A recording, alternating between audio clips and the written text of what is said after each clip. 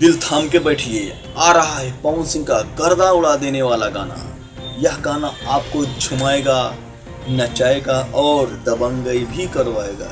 जी हाँ दोस्तों, भोजपुरी के पावर स्टार एक बार फिर अपना जलवा दिखाने आ रहे हैं। दोस्तों, पवन सिंह का जो नया गाना आ रहा है, उस गाने का थंबनेल देखकर ही पता चल गया होगा कि इस गाने कितना खतरनाक है, कितना धमाल मचाने वाला यह गाना है। दोस्तों चलिए मैं भी इस गाने से थोड़ा आपको रूबरू करा देता हूँ।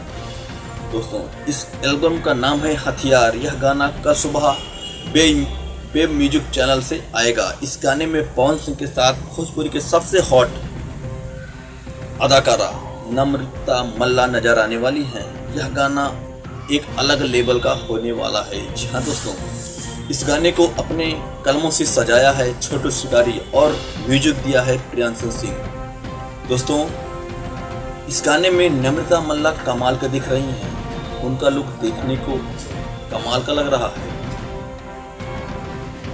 तो दोस्तों हो जाइए तैयार इस नए धमाके के लिए।